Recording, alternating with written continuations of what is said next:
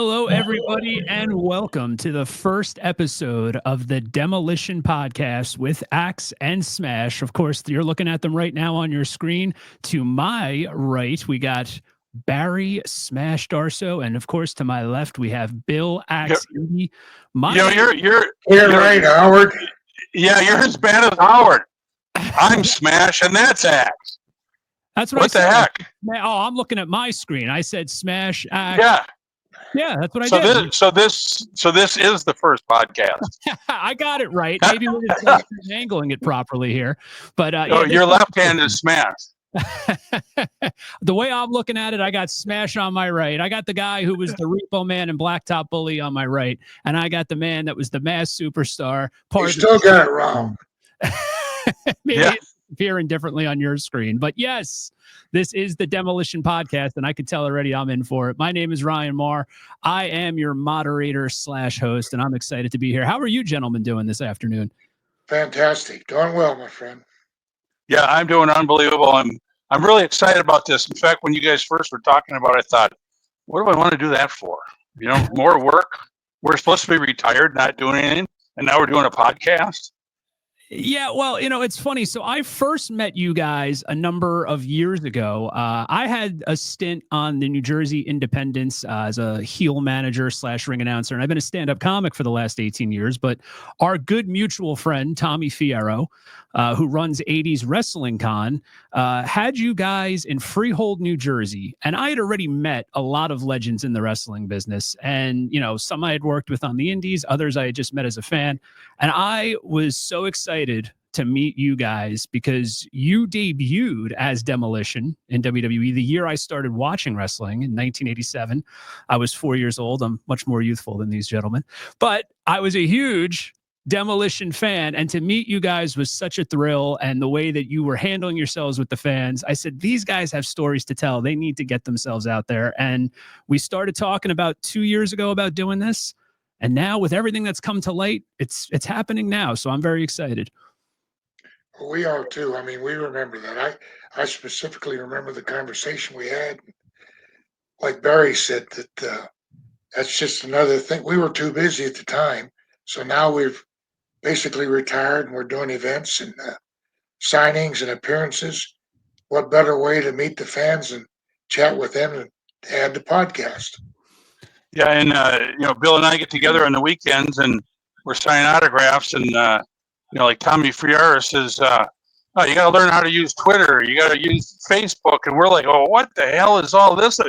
We don't have a clue. And then now we're doing the podcast. We still don't have a clue. You don't know who we are or anything, but we're excited to be here. I took a screenshot of my screen, and I'm going to send it to both of you gentlemen, and you'll understand where that must have happened. But no, it's true. So through Tommy Fierro, once, you know, the COVID pandemic lockdown occurred, all these guys that, you know, had these conventions didn't know what to do. So Tommy came up with the idea for the virtual signing where, you know, you would log in on Facebook and Twitch and Instagram and all those social media platforms, and you could order your 8x10, have it shipped out to you. And what I noticed about that is I did about 30 of them, you know, with all different talents. The nostalgia that came out, the excitement from these fans when they were getting to talk to Axe and Smash, people who hadn't watched wrestling sometimes in 25, 30 years, it was bringing them back. They were talking about their memories of you guys at Survivor Series. They were talking about the Pizza Hut commercial. And that's when I turned to Tommy and I said, you know, guys from that era sometimes get a bad rep. You know, there's a lot of negative press about wrestling from that era. You got the dark sides of the ring, stuff like that. After getting to meet and work with you guys, I'm like, there was so much positivity. Here you are all these years later, still doing these weekend tours, conventions, people wanting to meet you. These guys have stories to tell, and that's why we're here. Well, I appreciate it. Yeah, thanks. And Ryan, we were pretty fired up when you were going to be the commentator here for us. So well, that really means a lot, and I appreciate it. I want to go back to the beginning. We're talking about 1987. Both of you gentlemen already had established wrestling careers. Of course, Bill as the mass superstar, and, you know, Smash, Barry Darso as Crusher Khrushchev. Now, to bring fans up to speed, the understanding that's out there is that the gimmick was actually created by the man known as Moondog Rex, Randy Colley, and it was originally supposed to just be Bill Eadie and Randy Colley. Bill, can you tell us how that process came to be? Well, Randy had approached me with the idea, and like you had mentioned, I was already in there as a mass superstar, and I thought that the characters that he brought up would work. They were based on, I think it was a Mad Max series. Yeah, Lord Humongous, I believe. One of the first episodes, Mhm. and the look was good, but he hadn't honed the look completely. For example, he had fur boots and he had a fur mask on the wrestler itself. Mhm. Tweaked the outfits, and when he presented it, I told him, I said, I'm not real sure about this. I think because it was his presentation, Mhm. I didn't want to step on his toes. Well, when he agreed to tweak a little bit, and I suggested maybe changing no cloth mask or fur mask, put paint on, he liked that. We both agreed that the fur boots weren't going to work. We got like the motorcycle boot look, sort of right out of the movie. Yeah. And the cross holder was out of the movie as well. Out of that, what was the name of the guy? I believe it was Lord Humongous in the Lord Mad Humongous, yeah. So then we switched and added that as our entrance ring mask. Mm-hmm. And we tweaked a little bit of the jackets and the entrance, this and that. There was no music at the time. And I get confused. I don't know if the first match was Meadowlands or Hershey, but it was one of those two. And then it was Meadowlands or Hershey. Well, when we came to the ring, the reaction of the fans was very, very positive. Mm-hmm. When they introduced us, of course, we took the masks off. They had no reference point with me because I was under the masked superstar before, so there was no facial features. And as soon as Randy took his exterior mask off, even behind the paint, everybody starts saying Moondog, Moondog. Mm-hmm. And it wasn't against Randy, but he had been in there as a tag team champions, so definitely they recognized him. That was the first night. We had our match, come back, and I told him, I said, well, a lot of people recognize him. He admitted that they did. So the next night, the same thing happened. So when we got back to the dressing room, I told Randy, I said, the character's going to work, but it's not going to work with you taking part in it. Yeah. You brought it up. It's your baby. I'm going to Japan anyway. I'll step aside. And he said, no, you're right. It's not going to work with me. I'll step aside. Wow.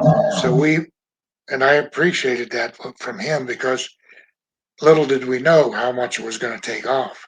Yeah. And it's amazing to hear about such an act of selflessness from the guy who essentially created the gimmick, but he believed in it so much. And he realized that, you know, just the timing was off with fans recognizing him. Now, keep in mind, back in those days, there's no internet. You know, your only real connection to the insides of professional wrestling, or if you're reading the dirt sheets, or maybe a little bit of the after mags back in those days. But, you know, the fans really knew they couldn't be insulted. And so now that leaves way for a new tag team partner to join in. And well, before that, I'll tell you what had transpired. We talked to Vince, and Vince had agreed because he saw the reaction. He was at TV. Mm-hmm. Both of those shows were TV shows. And he agreed. He said that the characters were going to be strong characters, and he wanted to push them. But they weren't going to work with Randy. Yeah. And he said, we need you another partner for you. Well, immediately then, he made a suggestion of about 4 guys that were already in the territory. And I told him, I said, Vince, the same thing's going to happen to them. I've never brought up those guys. Barry knows them, but I've never brought up those guys because it wasn't an insult to them. I just didn't think it was going to work. It wasn't going to work with two of them in particular, they had already been there for about 4 or 5 years. So the same thing was going to happen. In the meantime, I have a commitment to go back to Japan, and I told Vince I was going to fulfill my commitment, go to Japan, and when I got back, then he had already approached and spoke with Barry. And it's amazing because I can only imagine what it was like to be in Barry's shoes at that point. Because again, he already had some success as Crusher Khrushchev, but now back in those days, the WWE was the big time, right? I've heard the guys say going to New York. This is right after WrestleMania 1. We're only 2 years removed, 3 years removed. You got the MTV thing, you know, Vince saying he wants to push the gimmick. Of course he does. I mean, they're made for action figures, this character, right? Demolition. It's perfect to sell merchandise. Did you know the opportunity that you were stepping into at the time, Barry? And if so, how much pressure did you feel teaming with a veteran like Bill? I understand he flew down and you guys met. Well, I never had a clue about any of what was going on there. Okay. And I was actually, you know, in Crockett's territory, and I was partners with Ivan Koloff and Nikita Koloff. And we had a great run there. I loved it there. When I first came in there from Florida, the territory wasn't doing very well. And a few months being in there, then the territory kind of popped. We were selling out all the buildings all around, and I mean, we were making some good money. Mm-hmm. And I had a big angle with the Rock and Roll Express, and me and Ivan Koloff, and we were working, you know, hour matches every night, you know, quite a bit. And sold out every night, right? Like Ricky Morton. Yeah, said, sold out every night. Yeah, sold out every night. I mean, it was incredible. Yeah. And we ended up dropping the belts to them on TV at like 58 minutes one day, and people went nuts because that made them. So going into having this big match, I was promised to have this match with them, and so I was all psyched up for it. Well, somehow it ended up being where Nikita got in the match instead of me. So I went to Dusty and I says, Dusty, I worked a half a year for this big match because that was going to be a big payday. Yeah. And he says, Barry, baby, don't worry. He says, you're going to make the same amount of money as those guys.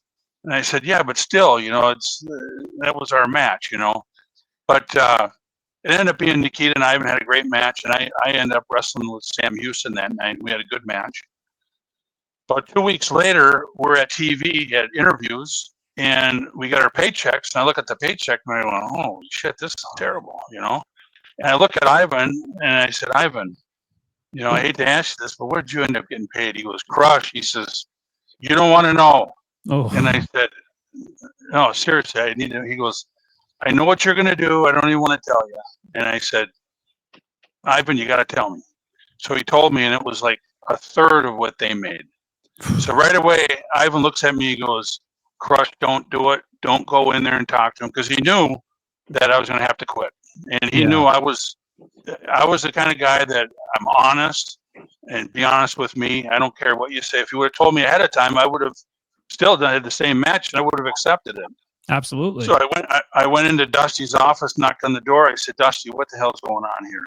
And he says, "Well, what? You know?" And we talked about it, and he says, "You know, that's not up to me. That's Jimmy. You're gonna have to go talk to Jimmy." And I said, "Dusty, you're the booker here." I said, "You told me that. Your word is the bond. You know, that's whatever you say goes." And he says, "Yeah, but not on this one. It's Jimmy." He says, "Go talk to Jimmy." So I went into Jimmy's office and I talked to him, and he was just a rat, you know. It ended up, I was ready to tear him up. I thought, I'm going to take this guy and run him down the hallway and hit his head all the way on every wall and just kick the crap out of him. Which but I just thought, you know, in that time frame, things like that did go on back in that era. Right, and people did rough Jimmy up a few times, you know. But I thought, shoot, I'm 320 pounds, and here's a little guy. I might kill him or something, you know. I don't know. But anyways, I held my cool, and I said, "Jimmy, what the hell?" And he says, "Barry, that match, that's what you get paid for that match." And I said, "Yeah, but that's not what I was promised." Yeah. And he says, "That's what you're going to get." And so I said, "Okay, I'm done with it. I'm out of here." I went back to all the guys. I mean, I love the guys, you know, Bobby Eaton and Dennis Condrey and Arn Anderson. You know, I mean, it was just a great crew. Ric Flair, everybody was in there. And I told everybody, I said, I got to say goodbye to everybody. I'm leaving. I just put my notice and I'm gone. And they were like, holy shit, you know. I said, hey, he screwed me out of a paycheck. And at I that said, if he did time, it, you can correct me if I'm wrong. At that time, you didn't know that you could necessarily land a job up in New York at WWE. This was just you no, standing on your laurels. exactly right. I was going to get on the phone and call Japan. I got a lot of friends over there. And, you know, at that time, I was pretty hot off that TV. So I wasn't worried about it. And I needed a break. I just spent, you know, 2-3 years on the road every day, double shots, you know, so I kind of needed a break. So I went home, and then Earl Hebner calls me up and he says, hey, Barry, my brother's a referee up in WWF. You want to have him talk to Vince for you? I said, shoot, yeah, let's do it, you know, not thinking anything was ever going to happen.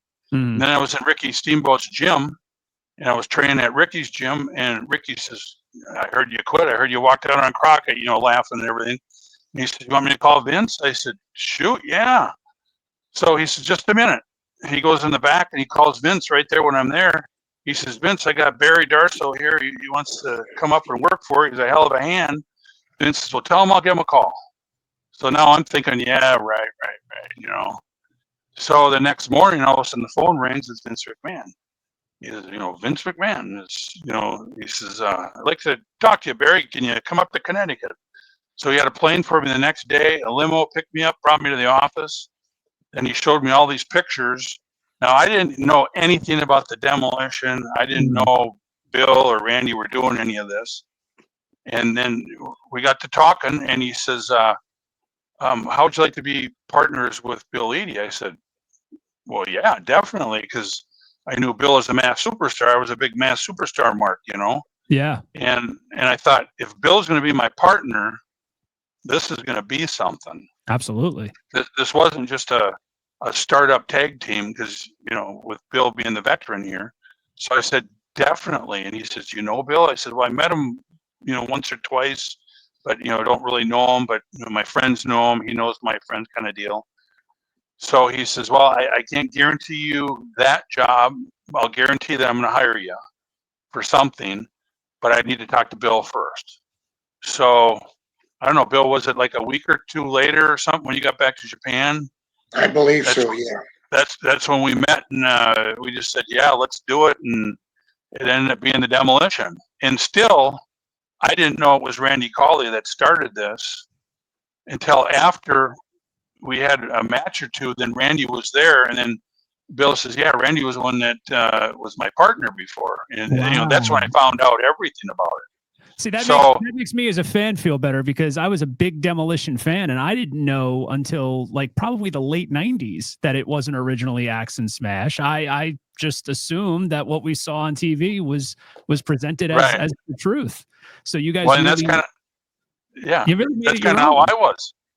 Yeah, but you know what's funny was when Bill and I can remember we're in the dressing room and we're trying to figure out a finish. I said, Bill, what are we gonna do for a finish? You know. He says, you know, how much can you pick up? How much weight can I say? I can pick up a lot. He says, can you lift everybody in the territory? And I said, I can't lift up Bundy on my knee, and I can't lift up Andre the Giant, but I can pretty much lift everybody else, you know? Yeah. And he says, well, we'll do a finish where you lift him up, put him on your knee, and I'll come off the rope and hit him, and you flip him over, and that'll be our finish. And I got to say, long before backyard wrestling became the quote unquote norm during the Attitude Era of the late 90s, any young boy from the ages of 7 to 15, 1987 to 1990, everybody did their own variation of the Demolition finish in their backyards. I don't know how often you probably hear that at conventions nowadays with people approaching you. Oh, yeah. Yeah, that was the move everybody wanted to do on their little brother or their neighborhood buddy. But I have to ask you guys, though, so how did you know? I mean, you know, of course, Demolition was a success. If they weren't, we wouldn't be sitting here recording this podcast now and planning to record many more. But it's very important that two men such as yourselves, especially who I've gotten to know a little bit, gel together off camera, on the road, behind the scenes. Did you guys have that instant chemistry when you met where you knew, like, okay, I can ride with this guy, I can do business with this guy and live a life 300 days on the road? Did that come right away, or did that take time to develop? I can honestly say that by the second match that we had together, Hmm.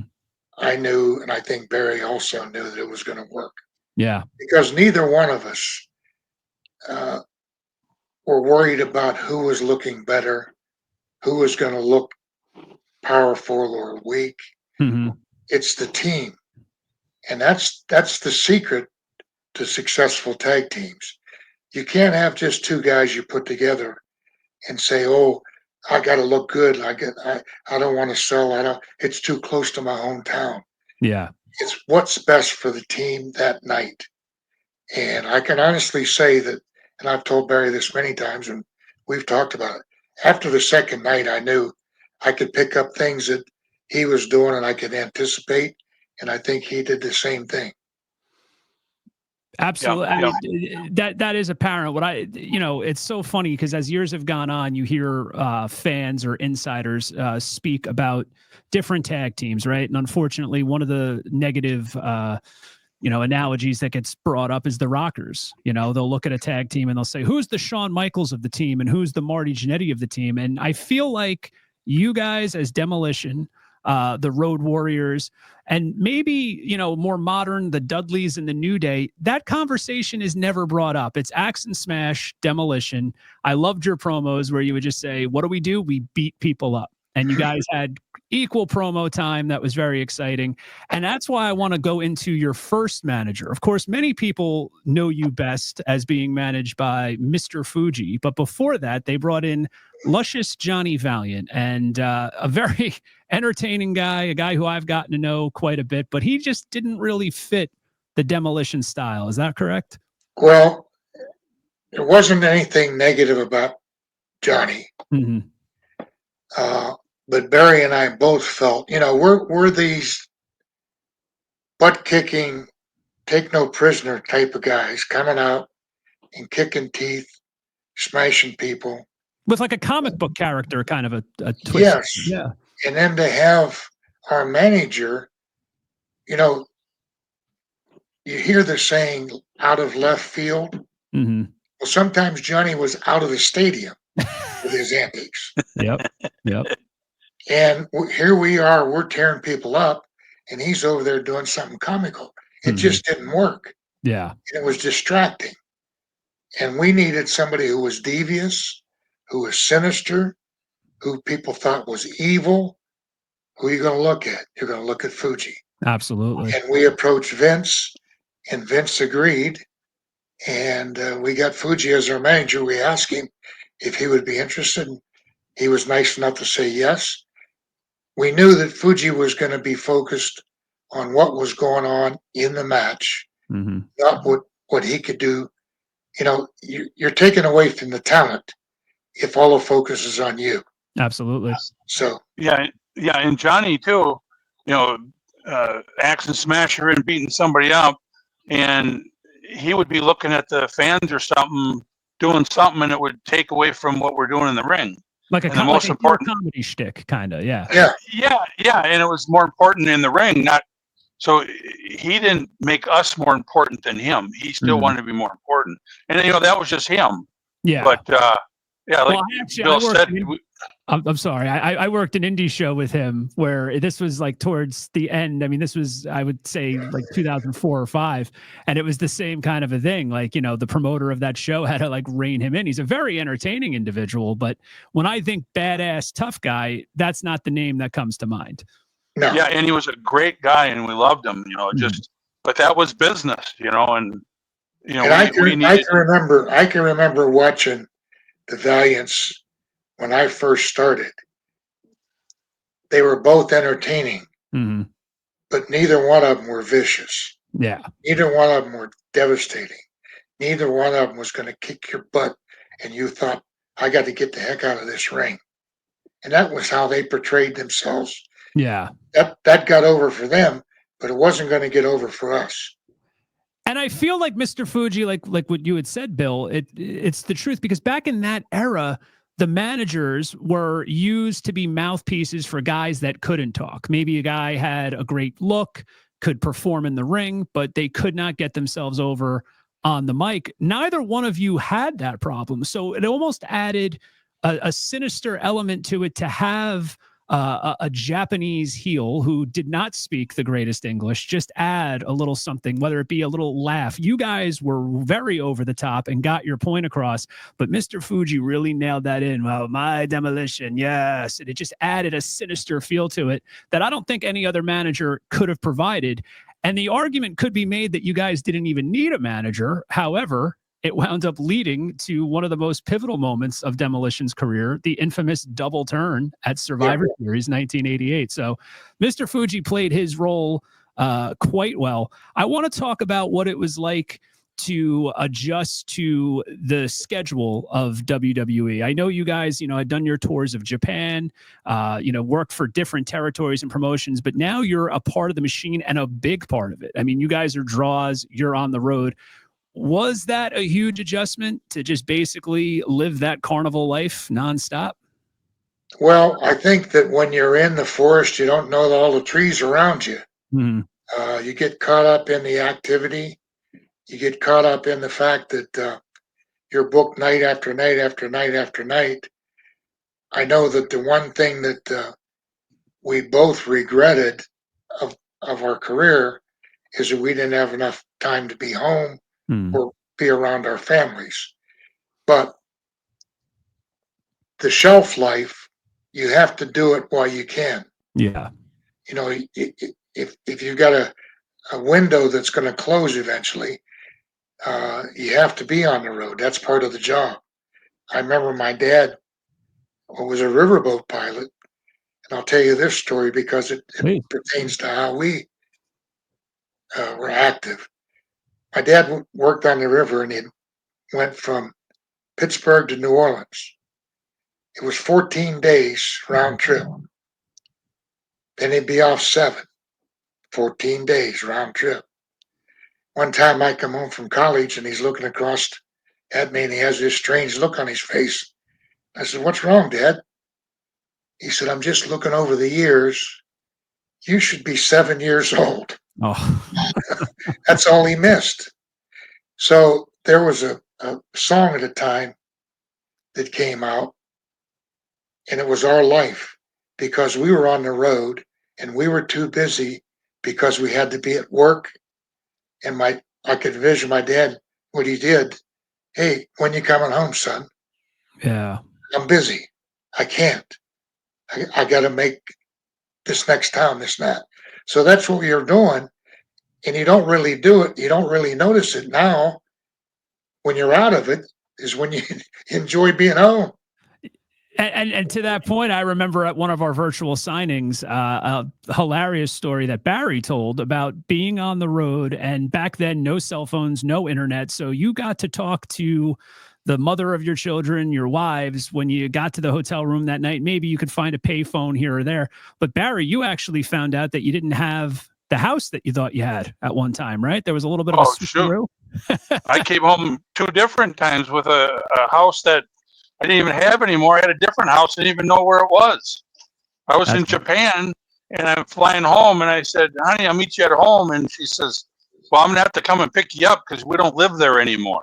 That happened twice. Happy wife, happy life, though. But that is a testament to both of your wives and why you were able to be family men, because a marriage is a partnership, right? So you need to be able to delegate and say, okay, I'm going to be out there touring, making the money. You have to handle things at home. So I think that's really cool that, you had that affable approach about it. I do want to talk about a couple of different things. And this is, like I said, the first episode. For all of you that are listening, this is going to be streaming on all the different podcast platforms, iTunes, Spotify, Stitcher, you name it. We're also going to be trying to aim for a heavy YouTube presence. What we would like to see from this podcast is if you have any questions pertaining to either of their careers, whether that be Barry or Bill or together as Demolition, you're going to send them over to us. We're going to be talking about a lot of different things as this podcast progresses. But right now, to end this first episode, I want to kind of go full circle and talk about the recent news about Axe and Smash signing WWE Legends contracts. Now, I know the Legends contract's been around now for, I want to say, about 8 to 10 years. There's been different changes and things, but what can the fans of Demolition expect to see going forward with Demolition as part of these WWE Legends deals? Well, we really never got into the particulars, but I think some of the things that they had mentioned before we had signed was possibly showing up on some of the events, Okay. making live appearances. Of course, action figures are a big part of the deal, Of all course. the merchandise. So it's going to give us an opportunity to have some new figures come out, do some signings and association with them and appearances with WWE. So we're looking forward to it. It's something that we didn't have an opportunity to do under the previous situation, Yeah, but things have changed for the better, absolutely. and I'm really looking forward to it. Yeah, and the WWE is so huge. The talent they have, everything they have. So, it's pretty exciting to be able to sign a contract and be back with them again. So I'm just hoping they do come up with a lot of stuff for us. I think they will. And, as a testament to you two gentlemen, I mean, you guys have not been together on WWE television, to the best of my knowledge, since 1990. And here we are 35 years later. And I have to say, there is this whole new generation of wrestling talent that has really utilized social media, the internet, different avenues to get their names out there. And what I've been most impressed by you gentlemen with is the fact that even 35 years off TV, you have such a rabid fan base. You have independent action figures. You guys showed me, I mean, I saw them come in for the signing. There's been comic books made about you guys. I mean, you have been able to hold on to the fans' attention for so many years, even before this Legends contract was signed, even before we started this podcast. So I think there's some really exciting times ahead for both of you. Well, I think it's got the possibility of growing the fan base, and we do appreciate. I mean, one of the things that we like doing is meeting fans, chatting with them. This is going to be a good opportunity for us, and answering some questions, because everybody wants to know behind the scenes stuff. Yes. And we always enjoy that. We love the support, and just to be remembered makes us humble, because, like you say, it's been 35 years. Mm-hmm. Yeah, and Ryan, it's really exciting to have you here with us going through this, because it's pretty neat to be on the camera again. I don't know how far this is going to go. If we're going to have people that are really going to want to watch us, and No, they will. Hopefully with this podcast we can have a lot of our friends come on here and visit us. A lot of the wrestlers from back in the days. So I think we're going to have some fun with this, and I'm glad you're with us. I'm honored to be here. It's a thrill for me growing up, watching you guys, having your action figures, being a young boy that was entranced with the Demolition gimmick. And, my journey in pro wrestling has always been an interesting one, because I did not become less of a fan when I found out that it was a quote unquote work. I became more of a fan. I wanted to know about the creative process, the backstage situations, not the gossip or the drama or any of the negative stuff. There's enough of that out there, like I said when we opened the podcast, but I really am interested in knowing about the travel, knowing about the creative and the effects that it had on your families and you two gentlemen as well. I think it's great to see two legends that came from that time period doing so well, thriving, still making connections with fans today. And this podcast is going to just be another way to reach those fans, to give those fans access to you. Our producer, Dan, is going to set up an email account. We're going to have a social media account that's dedicated just for you guys to send your questions to Axe and Smash. And like I said, we're going to have a lot of different episodes coming up. We're going to focus on both their careers individually and together. They have a lot of friends still in the business. We're going to have a lot of exciting things coming up. Our actual next episode that we're going to be recording is going to be all about WrestleMania. These gentlemen were involved in WrestleManias 4, 5, and 6 together as a tag team. And we're going to hear all about what it takes to get involved in WrestleMania, getting ready for it, what it's like from the office perspective, the weekend, the fans, all that. So that's going to be on episode 2. But I'm really excited for this. I'm really grateful to be a part of it. And I just really want to connect with all these different fans. It's a great time to be a fan right now. Well, we encourage them to write in their questions, and we'll try to answer everything honestly and just as honest and possible. Give everything we can. That's all we can ask for. Yep, definitely.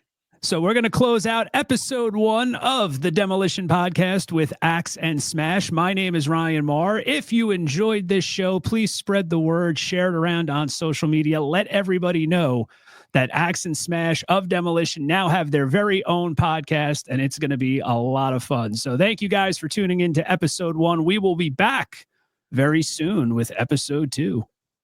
Thank you.